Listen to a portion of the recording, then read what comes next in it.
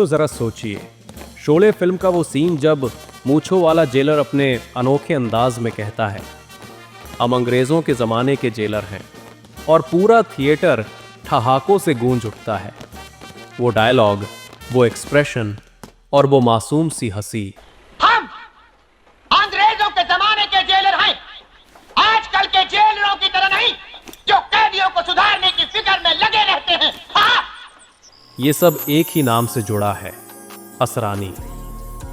Hindi cinema का वो चेहरा जिसने हमें हंसाया भी, रुलाया भी और सिखाया कि कॉमेडी सिर्फ मनोरंजन नहीं बल्कि एक गहरी कला है। असरानी का असली नाम गोवर्धन असरानी था और उनका जन्म 1 जनवरी 1941 को राजस्थान के जयपुर में हुआ था। एक साधारण से परिवार में जन्मे असरानी को बचपन से ही अभिनय का जुनून था। स्कूल के नाटकों में जब वो किसी किरदार की नकल करते तो लोग ठहाके लगाते, लेकिन किसी ने नहीं सोचा था कि यही बच्चा एक दिन भारत का सबसे प्यारा कॉमेडियन बनेगा। परिवार चाहता था कि असरानी पढ़ लिखकर कोई सम्मानित नौकरी करे, लेकिन असरानी का दिल फिल्मों के लिए धड़कता था। अब आप जरा मेरा चमत्कार देखिए, अगर मैं आपको नहीं भेज डालूं ना तो मैं अपने 2 बाप की औलाद नहीं। 2 बाप की? मेरी माँ ने 2 शादियां की थी। तुम किसकी औलाद हो, पहले की या दूसरे की? नहीं, तीसरे की वैसे तो। अपने इस सपने को साकार करने के लिए उन्होंने पहुंच बनाई पुणे के film and television institute of India FTII तक, जहां उन्होंने एक्टिंग की बारीकियां सीखी और वहां से निकलने के बाद मुंबई की ओर रुख किया। वो शहर जहां हर कोई सपने लेकर आता है पर बहुत कम लोग उन्हें साकार कर पाते हैं। असरानी ने शुरुआत छोटे छोटे रोल्स से की। कभी किसी के दोस्त बने, कभी नौकर, कभी भीड़ का हिस्सा, लेकिन हर सीन में उन्होंने अपनी पहचान छोड़ी। 1971 में आई फिल्म मेरे अपने ने असरानी की जिंदगी बदल दी। लोगों ने पहली बार उनके टैलेंट को सही मायने में पहचाना और इसके बाद तो उन्होंने पीछे मुड़कर नहीं देखा। अभिमान, चुपके चुपके, गुड्डी, परिचय और सबसे ज्यादा याद की जाने वाली शोले जैसी फिल्मों ने उन्हें सिनेमा का अमर चेहरा बना दिया।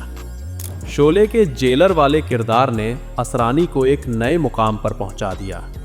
वो किरदार आज भी हिंदी फिल्मों की कॉमेडी का प्रतीक माना जाता है, लेकिन असरानी सिर्फ कॉमेडी के बादशाह नहीं थे, उन्होंने सीरियस और नेगेटिव रोल्स में भी गहरी छाप छोड़ी। मेरे दीकरे का खोराक भूल गया? वो पप्पा। पप्पा जी बोल, पप्पा जी। जी पप्पा। आगे नहीं, पीछू जी लगा, पीछू। उनकी बहुमुखी प्रतिभा ने उन्हें इंडस्ट्री का एक ऐसा एक्टर बना दिया जो हर किरदार में फिट बैठता था। अपने करियर में उन्होंने 350 से ज्यादा फिल्मों में काम किया और राजेश खन्ना, अमिताभ बच्चन, धर्मेंद्र, हेमा मालिनी, जया भादुरी जैसे दिग्गजों के साथ स्क्रीन शेयर की। खास बात यह थी कि वो कभी किसी के कंपटीशन में नहीं थे। उनका मकसद बस दर्शकों के चेहरे पर मुस्कान लाना था। असरानी ने डायरेक्शन में भी कदम रखा और अपनी आत्मकथात्मक फिल्म चलो मुरारी हीरो बने बनाई, जिसमें उन्होंने एक कलाकार के संघर्ष और सपनों की कहानी को पर्दे पर उतारा। निजी जीवन में असरानी की शादी अभिनेत्री मनीजा असरानी से हुई, जो उनकी कई फिल्मों में को स्टार भी रहीं।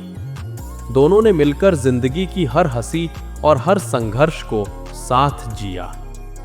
असरानी का मानना था कि एक सच्चा कलाकार वही है जो लोगों के दिल में जगह बनाए, ना कि सिर्फ पर्दे पर। अपने लंबे करियर में असरानी को कई अवार्ड्स मिले, लेकिन उनके लिए सबसे बड़ा अवार्ड था दर्शकों की हंसी और प्यार। उन्होंने हर किरदार को ऐसे निभाया जैसे वो उनका अपना हो, और यही वजह है कि आज भी जब उनका नाम लिया जाता है तो चेहरे पर अपने आप मुस्कान आ जाती है। दशकों बीत गए, पीढ़ियां बदल गईं, लेकिन असरानी का असर आज भी कायम है। उनके डायलॉग, उनकी टाइमिंग और उनका मासूम अंदाज आज भी दर्शकों के दिलों में जिंदा है। असरानी ने हमें सिर्फ हंसी नहीं दी, बल्कि एक सीख भी दी कि जिंदगी चाहे जितनी भी मुश्किल क्यों ना हो, मुस्कुराते रहना ही असली जीत है। और यही वजह है कि असरानी सिर्फ एक कलाकार नहीं बल्कि हंसी की वो विरासत हैं जो हमेशा हमारे साथ रहेंगे। अरे बिनती सुन ले तनिक नट खट गोरी मोरी, बिनती सुन ले तनिक नट खट गोरी मोरी।